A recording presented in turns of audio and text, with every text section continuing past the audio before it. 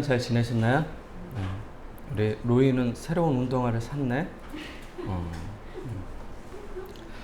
최근 개봉한 영화 중 시의성이 적절하여 사람들로부터 인기가 있는 영화가 있습니다. 시의성이라는 그 시대적 상황이 딱 맞는 거예요. 네, 지금 우리 아파트에 관한 순살 아파트 많이 나오잖아요. 그래서 시의성이 시의성 어렵니? 시의성 한자어예요. 시의성. 네. 그 시계하고 맞아 떨어지는 걸 시의성이라고 하는 거예요.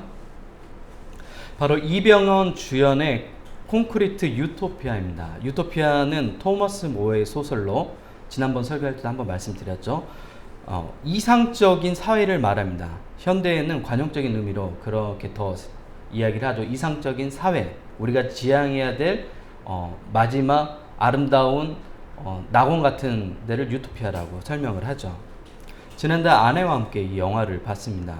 기존의 한국형 재난영화는 비슷한 서사 구조를 가지고 있어요.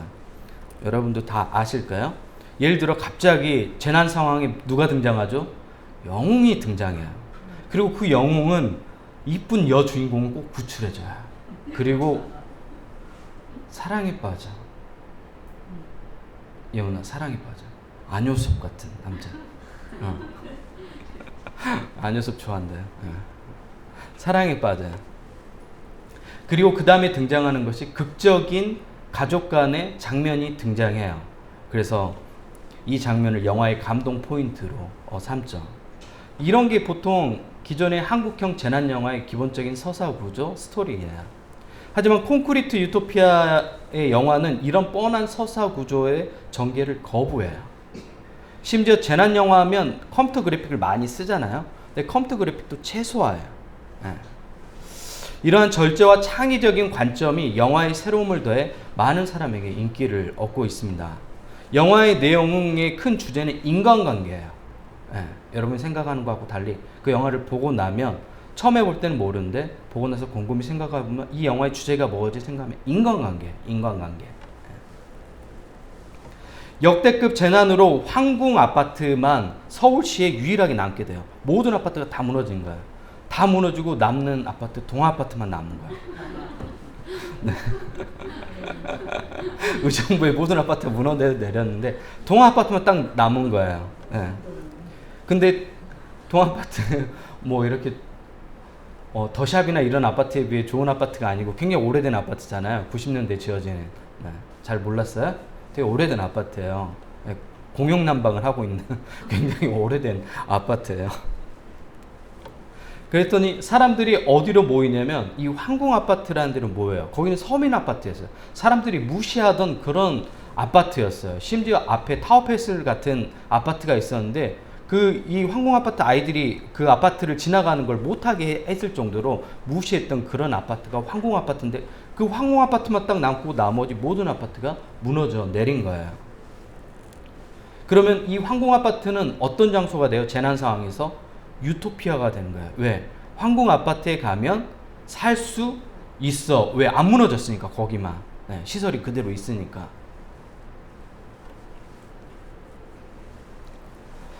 황궁 아파트에 살고 있는 사람들과 외부로부터 살기 위해 들어온 사람들의 갈등을 그린 내용이 바로 이 콘크리트 유토피아의 영화입니다. 재난으로 서민 아파트로 무시당했던 황궁 아파트는 유토피아가 되었고 살아남은 사람들에게는 희망의 장소였습니다. 하지만 곧 이 아파트는 외부에서 들어온 사람들을 다시 내보낼 것인지 아니면 도와줄 것인지에 대한 투표를 하게 돼요. 주민투표를. 그래서 주민투표의 결과 방출이 결정돼요. 방출이 결정되었음에도 불구하고 여전히 이타적인 사람들이 있잖아요. 그 사람들 지금 내보내면 다 죽는다. 이 추운 겨울에. 그 사람들을 우리가 품어야 된다. 그래서 주민 전체적인 결정하고 상관없이 몰래 숨겨주는 사람들이 생겨요. 이러면서 이런 갈등 구조를 전체적으로 그리고 있는 거예요. 영화는 중간중간에 성서의 내용을 일부러 붙여줘요. 성구가 딱 있는데 사람들을 내쫓는 장면에서 그 벽에 붙어져 있던 성구가 내 이웃을 내 몸과 같이 사랑하라는 말씀이 보여요. 역설로 보이는 거죠. 우리가 어떻게 관계하고 있는지 이웃을 어떻게 설정하고 있는지를 보여주고 있는 겁니다. 영화는 관객에게 질문을 던집니다. 콘크리트 아파트가 유토피아가 맞나요? 남은 황궁 아파트가 과연 진짜 유토피아가 맞는지 우리에게 질문을 던집니다. 감독은 영화를 통해 우리에게 유토피아는 장소가 아니라 관계라고 말합니다. 이 부분을 얘기하면 스포일러가 되니까 여기까지만 이야기를 할게요. 한번 보시면 좋습니다. 오늘 우리가 읽은 본문에도 관계에 대한 말씀이 나와요. 잃은 아들의 비유 많이 들어서 잘 아시죠? 우리가 익숙함은 우리가 보아야 할 가장 소중한 것을 못 보게 만들기도 해요. 익숙하다는 것은. 오늘 설교를 통해서 다시 한번 본문이 주는 소중한 관점을 배우는 시간이 되길 소망합니다. 우리는 하나님의 사랑이 얼마나 큰지 잘 모릅니다. 심지어 하나님의 사랑이 크다고 아무리 이야기하고 들려줘도 잘 받아들이지 못합니다. 왜 그렇죠? 왜 하나님의 사랑을 잘 못 받아들이죠? 그런 사랑을 삶 가운데 받아본 적이 없기 때문에 그래요. 경험한 적이 없기 때문에 믿어지지 않는 거예요. 왜 나를 공짜로 조건 없이 누가 왜? 우리가 그런 적이 한 번도 없거든요. 받아본 적이 없으니까 느껴질 수가 없는 거예요. 믿어지지 않는 거예요. 그래서 오늘 본문은 여러분이 들을 때 좀 낯설게 느껴질 수 있어요. 왜냐하면 아버지의 사랑을 하나님의 사랑으로 비유로 그려주거든요. 현실 속에서 경험하는 아버지 이런 사랑을 우리에게 줘요? 아니죠. 주지 않죠. 아버지 하면 이런 사랑이 그려지지 않죠. 그래서 사람들이 잘 못 느끼는 거야. 다만 중요한 것은 아버지의 역할로서 하나님께서 사랑을 베푸는 장면을 그린 거니까 자신의 아버지한테 대입할 필요는 없어요. 일반적인 그냥 아버지의 모습 역할로 생각하면 좋습니다. 하나님과 우리와의 관계는 어떤 관계죠? 하나님과 우리의 관계. 가족이나요? 네? 가족이에요? 하나님과 우리는 가족입니까? 네, 가족이죠. 체로이를 닮아가요? 가족 아니라고? 네, 우리 공동체니까 가족이죠. 하나님이 그래서 여러분을 뭐라고 부르죠? 여러분을 딸이라고 부르죠. 아들이라고 부르죠. 우리가 하나님의 자녀라고 부르잖아요. 그래서 우리는 하나님과 가족입니다. 그리고 하나님은 딸 바보예요. 저는 이 표현이 너무 좋아요. 딸 바보라는 표현. 네. 우리가 어떤 사람을 딸 바보라고 하죠? 딸을 보면서 무한히 행복해하고 웃는 아버지를 딸 바보라고 이야기를 해요. 네. 여러분이 아시는 것처럼 저도 딸 바보죠. 지민이라는 딸이 있는데 지민이가 하고 있는 모습, 놀고 있는 모습, 로이처럼 저렇게 혼자 놀고 있는 모습, 그 모습 하나하나, 손가락, 발가락, 그 모든 순간 다 예뻐요. 너무 예뻐요. 그냥 웃음 지어져요. 너무 행복해요. 그 놀고 있는 모습만 봐도. 밥 먹잖아요. 밥 먹는 모습도 행복해 보여요. 네. 너무 사랑스러워요. 그게 하나님이 우리를 보시는 관점이에요. 하나님이 예원이를 그렇게 보시죠. 예원이가 하는 모든 것이 너무 사랑스러워요. 네. 하나님이 우리를 그런 시선으로 바라보세요. 여러분은 그런 시선을 바라보세요. 하나님의 그 사랑의 시선이 느껴지나요? 느껴져요? 네. 그것이 우리가 하나님과 자녀의 관계라는 것을 증명하는 겁니다. 우리가 타인과 인간관계를 맺을 때 가장 먼저 하는 게 뭐죠? 여러분 사람들과 관계를 맺을 때 가장 먼저 하는 게 뭐예요? 관계를 설정하죠. 이 사람은 친구. 이 사람은 아는 사람 정도. 이 사람은 배우고 싶은 사람. 나의 선생님으로 하고 이 사람은 좀 거리가 필요한 사람. 이 사람이랑 있으면 너무 불편해. 좀 적당한 거리가 필요해. 여러분 안 그래요? 안 그런가? 나만 그런가? 아마 정도의 차이는 있어도 여러분도 다 이런 설정을 할 겁니다. 관계의 설정이 끝나고 나면 뭐가 시작되냐면 두 사람의 관계에 변화가 일어나기 시작해요. 서로 좋은 영향을 주고받기도 하고 반대로 서로 좋지 않은 영향을 주고받기도 합니다. 맹모 삼천지교라는 말 있죠? 좀 어렵나요? 네. 맹자의 어머니가 맹자의 교육을 위해서 3번 이사했다는 것을 맹모 삼천지교라고 이야기를 해요. 그래서 자녀 교육에 있어서 주변 환경이 중요하다고 말하는 겁니다. 연인과의 관계 설정도 두 사람의 변화를 나타나기 시작하죠. 두 사람이 사귀고 난 다음에 뭐라고 얘기하죠? 어제까지는 남이었는데 오늘부터 사귀었어, 안효섭이랑. 그러면 예원이 뭐라고 얘기해? 오늘부터 1일이야. 기존에 달력이 있어요. 근데 지네들이 무슨 마음대로 그 달력을 바꿔요. 두 사람 만에 날이 시작됐다고 선언하는 거죠. 오늘부터 1일이야. 웃기고 있는 거죠. 기존 달력을 무시하고 두 사람 만의 새로운 날을 기억하고 싶은 거예요. 그래서 우리 만난 지 100일이야. 그래서 기념하고 둘이 꽃 주고 그렇게 한. 공감이 잘 안 돼? 예원아? 곧 와. 걱정하지 마. 관계 설정이 변하면 언어도 변하죠. 교회에서 우리 교회가 돼요. 관계 설정이 우리 교회로 인식하며 집사님도 무슨 집사님 돼요?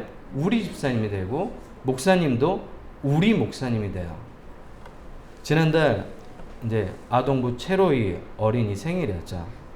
그래서 최로이, 최혜원, 이성진 청년, 저 이렇게 4명이서 로이 장난감을 사러 갔죠. 가기 전에 김용옥 산모가 상한선을 얘기했어요. 3만 원 이상 안 된다. 상한선이에요. 3만 원. 아이들에게 이런 경제적인 관념을 가르치는 건 굉장히 중요해요. 꼭 가르쳐야 되는 내용 중에 하나입니다. 우리는 장난감 가게에 도착했고 장난감 앞에서 이곳저곳을 보다가 로이가 마음에 드는 장난감 앞에 서성이다가 또 다른 데를 둘러봐요. 또 와가지고 또 서성이다가 계속 머뭇거리다 다른 데를 둘러봐요. 마음에 들면 사지 왜 저렇게 하나 궁금했어요. 그래서 그 행동 이상해서 앞으로 가서 제가 가격표를 봤어요. 네. 그리고 알았어요. 아, 얘가 왜 망설인지 그때 알았죠. 이유가 무엇일까요? 네, 맞아요. 가격이 45,800원이었어요. 상한선이 얼마였냐면 3만 원이었는데 45,800원. 무려 얼마가 있는 거예요? 15,800원이 오버되는 거죠. 아내가 말한 상한선이 훨씬 넘는 금액이었습니다. 그때 아이한테 괜히 미안해졌어요. 아이가 망설이는 게 너무 그냥 마음이 그렇더라고요. 그래서 그냥 사라고 그랬어요. 그래가지고 나 이 정도 사줄 수 있어. 아무리 개척교회 목사지만 생일 선물로 사고 기뻐하는 모습 보니까 좋더라고요. 우리 아동부가 100명이 있는 것도 아니고 예수님을 사랑하는 어린이가 되라고 축복해주며 장난감을 사주었습니다. 제가 모든 아이들한테 이렇게 할 수 있을까요? 불가능한 거죠. 관계 설정이 되어 있는 거죠. 우리 교회 아동부 아이라는 관계 설정은 이렇게 상대방하고 많은 것들을 바꾸게 만들어요. 제가 지나간 애한테 그렇게 할 수 있을까요? 못해요. 그건 어려운 거야.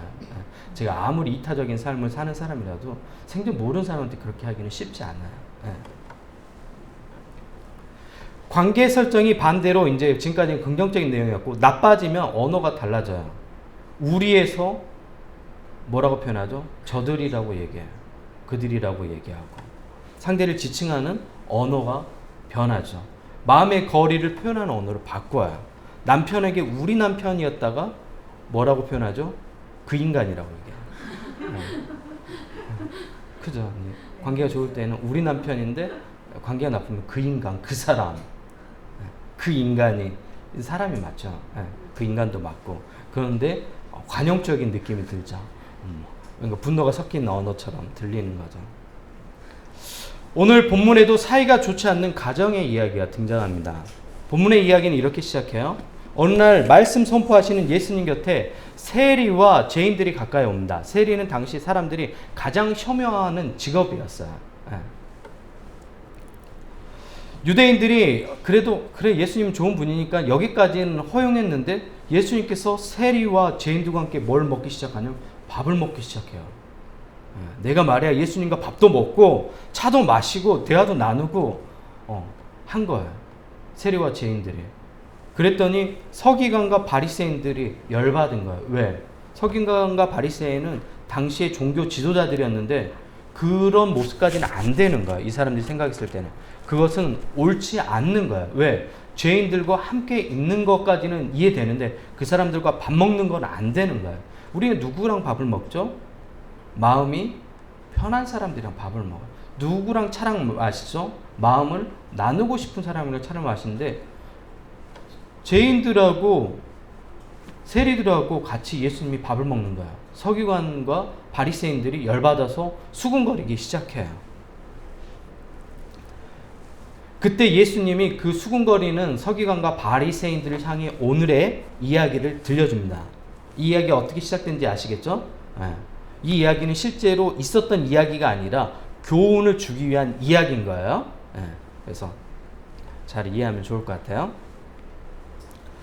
이 모습을 본 예수님이 죄인을 사랑하는 하나님의 사랑이 무엇인지 가르치기 위해 오늘의 본문의 비유를 들려줍니다. 오늘의 본문을 흔히 탕자의 비유로 많이 하고 연극도 하고 그림도 그려지죠.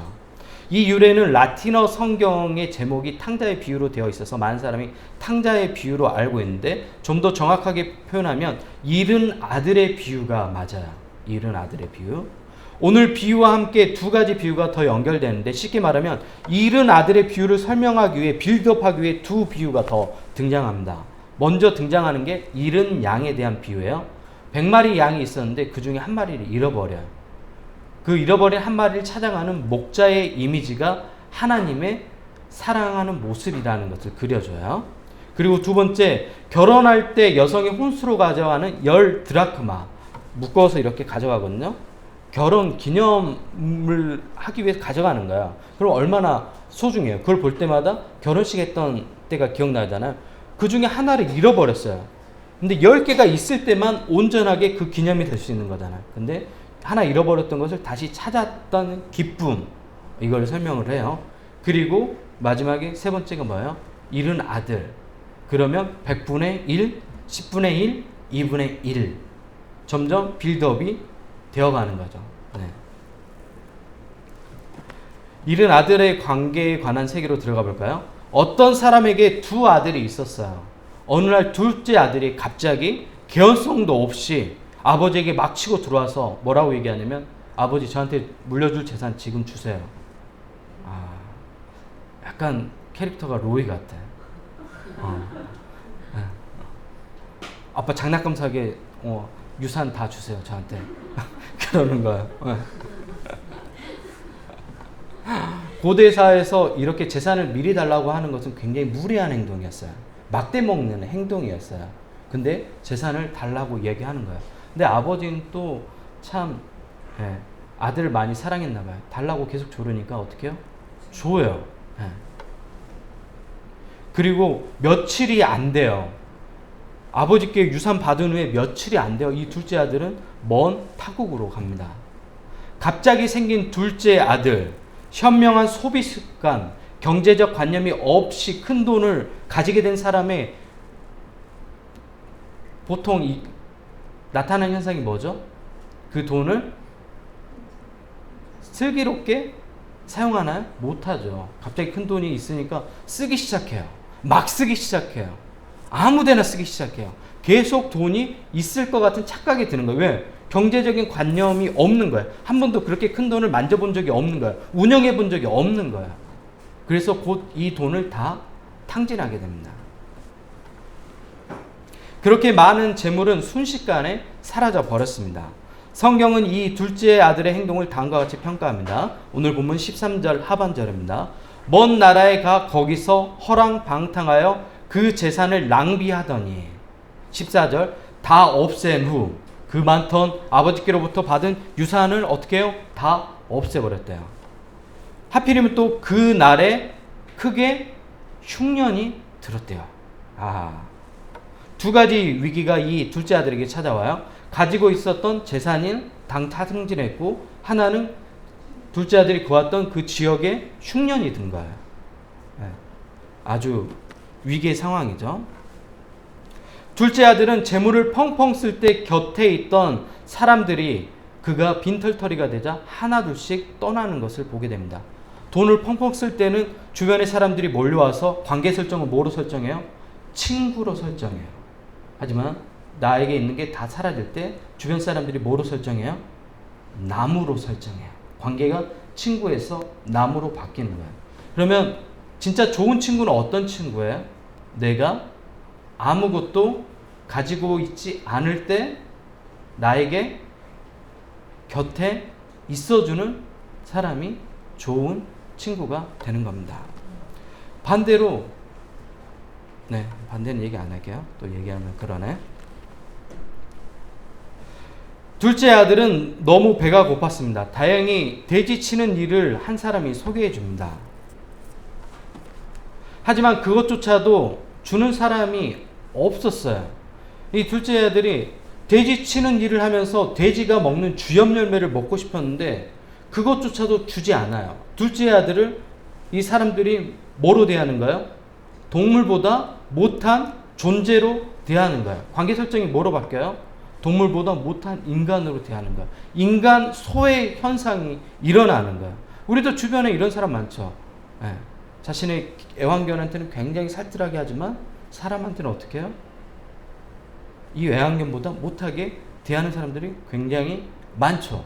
사람을 사랑하지 않는 사람들이 굉장히 많아요. 그리고 심지어 가족보다 아빠보다 애완견을 더 사랑하는 아이들도 많습니다. 굉장히 이건 잘못되어 가는 거죠.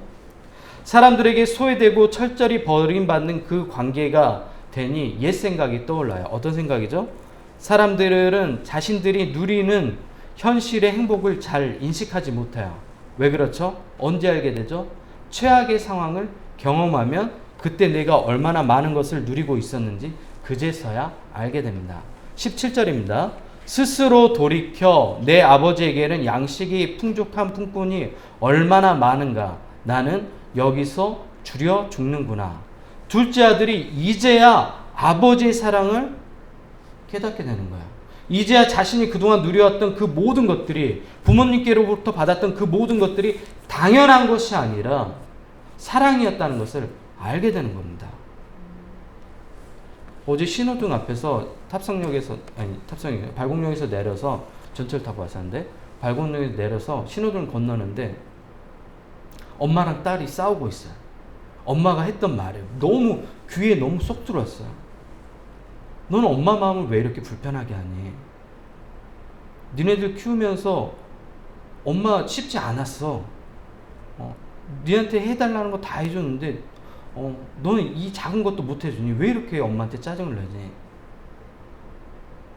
그 얘기 듣는데 너무 그 어머니가 불쌍하게 보이는 거야. 딸은 막 표정 자체가 뭔가 세상의 모든 불만을 다 가지고 마치 자기가 피해자인 양 코스프레를 하고 있더라고요. 근데 제가 다시 한번 얘기하지만 자식은 절대로 부모를 이해하지 못합니다. 부모의 사랑도 절대로 이해하지 못합니다. 그리고 내가 베푼 사랑을 100분의 1 정도 이해하면 그나마 효자하고 효녀인 거예요. 절대 이해하지 못합니다. 둘째 아들은 이제야 아버지와 관계를 생각하기 시작해요. 그동안 둘째 아들과 아버지와 관계는 어떤 관계였어요? 둘째 아들에게 아버지는 돈을 그냥 공급해주는 사람이었어요. 아버지와 아들이라는 관계가 아니라 그저 돈이 필요할 때 아버지 등에 빨대를 꽂아 필요한 것들을 얻는 그런 관계였습니다. 이런 관계에 무슨 소통이 있고 인격적인 대화가 있습니까? 하지만 오늘 둘째 아들이 아버지의 존재가 생각이 났어요. 어떤 대상이 아니라 아버지란 존재가 그리워졌어요. 당연한 거 하나도 없었던 그 과거의 시간이 떠올랐습니다. 아들의 자리에서 아버지의 존재를 무시하고 함부로 대했던 과거가 떠올라 하늘과 아버지께 죄진 사실을 알게 되었습니다. 그리고 깨닫게 되면 우리가 뭘 하죠? 달려가는 거예요. 오늘 이 둘째 아들이 아버지를 향해 달려가기 시작합니다. 자신의 과오를 생각하니 아버지와의 관계는 아들이 아니라 자신은 그냥 품꾼의 하나로 대하는 게 적당하다고 생각을 했습니다. 하지만 그곳에서 만난 아버지는 나를 여전히 아들로 대해 주셨습니다. 나를 보자마자 먼 곳에서부터 아들을 향해 뛰어오기 시작했습니다. 내가 떠날 날부터 계속해서 내가 걸어오는 그 길을 바라보며 아들을 기다렸던 겁니다. 나를 안아주시는 아버지의 발을 보니 신발을 신고 있지 않았습니다. 아버지가 얼마나 급히 달려왔는지 알 수 있었습니다. 둘째 아들은 아버지께 자신은 아들의 자격이 없으니 종으로 대해달라고 말합니다. 아버지는 이런 아들에게 가장 좋은 옷과 음식, 그리고 돌아온 날을 기념해 뭘 여냐면 잔치를 벌입니다. 그리고 소고기를 사줘요. 소를 잡아서 소고기를 사줘요. 그때 큰 아들이 집으로 돌아와요. 밖에서 종에게 무슨 일인지 물어보죠. 그랬더니 둘째 아들이 건강하게 돌아온 것을 기념해서 아버지가 소고기를 사줬대요. 소고기를 잡았대요. 오늘은 소고기 먹는 날. 큰 아들이 분노해야 안 해요? 분노하죠. 왜? 소고기를 사줬잖아요. 그래서 얘기하는 거예요. 네. 집 안으로 들어가지 않고 밖에 삐져갖고 서 있는 거예요. 우리 로이 삐졌을 때 하는 것처럼. 네. 잘 이렇게 있는 거예요. 아버지가 나가서 물어보는 거예요. 왜 안 들어오고 있냐. 그제서 이제 아버지의 서러움을 다 이야기하는 거예요. 저한테는 염소라도 잡아준 적 있냐고. 소고기요? 열받은 거예요. 소고기 비싸잖아요. 염소고기도 준 적이 없지 않냐고 이야기하는 거야. 그리고 내가 여러 해 아버지를 섬겨 명을 어긴 일이 없었는데 이 둘째 아들은 어떻게 살았습니까? 아버지의 살림을 창녀들과 함께 다 삼켜버린 이 아들이 돌아오니까, 이 아들이에요? 둘째 아들 동생을 뭐라고 표현하냐면 이 아들이 돌아왔대요. 이 아들이. 아버지하고 아들 관계일지 모르지만 나하고는 가족이 아닌 거예요. 언어에서 느낄 수 있죠. 거리감을. 이 아들이 돌아오니까 소고기를 주십니까? 소고기가 열받았던 거예요. 가장 중요한 건. 오늘 큰 아들을 통해서 알 수 있는 건 뭐죠? 서로 가족으로 생각하지 않아요. 네. 아버지하고는 가족으로 설정했어요? 아니죠. 아버지하고는 어떤 관계인 것 같아요? 이 대화 속에서 직장 상사와 부하 직원 같아요. 제가 여러 해 섬기지 않았어요. 근데 저한테 이렇게 대우하세요? 직장 상사와 부하 직원처럼 느껴져요. 동생하고는 관계 설정이 어때요? 남이에요. 남이라고요. 이 자식이 또 이 아들이 돌아오니까 욕이 나오려고 그러네.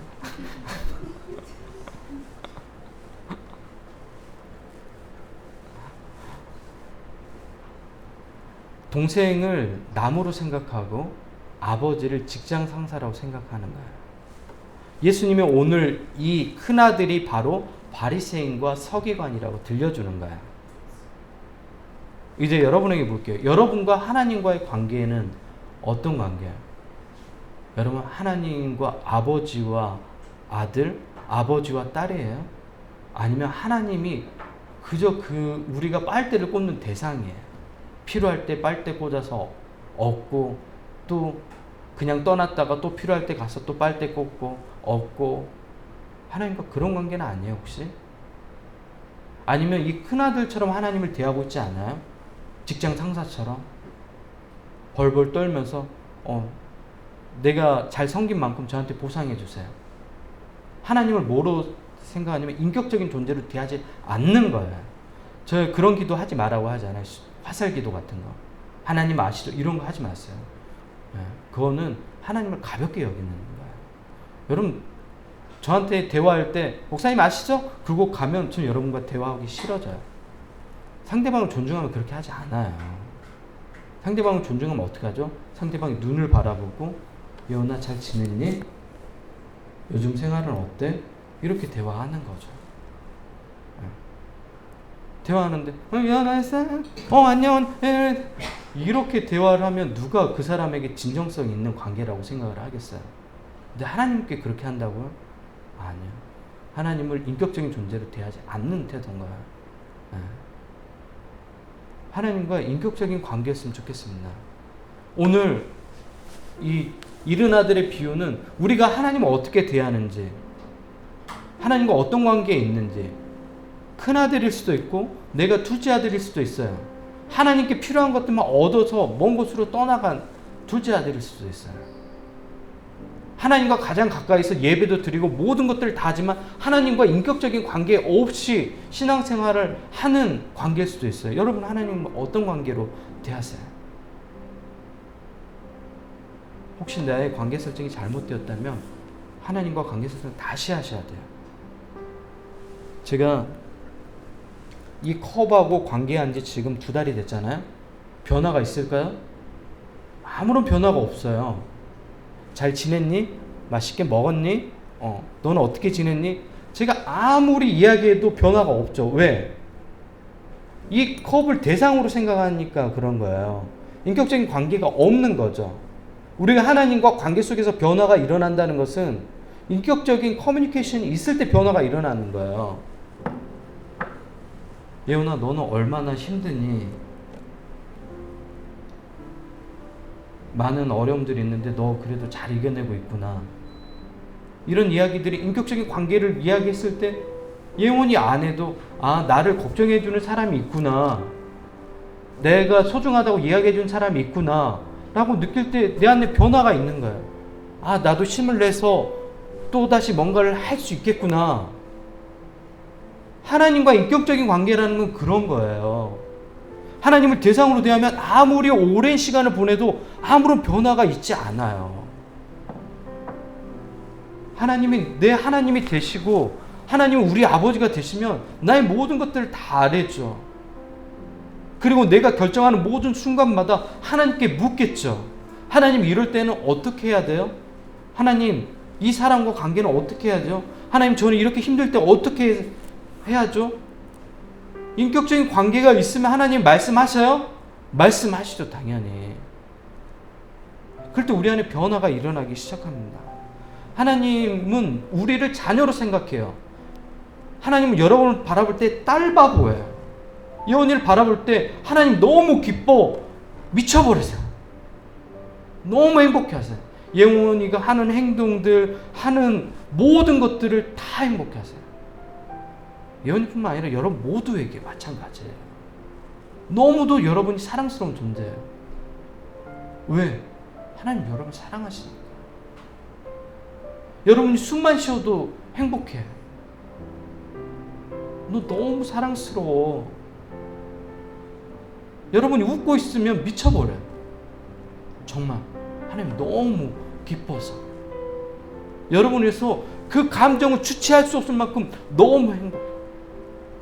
그래서 하나님께서 여러분에게 그 모든 것들을 다 내어주시는 거예요.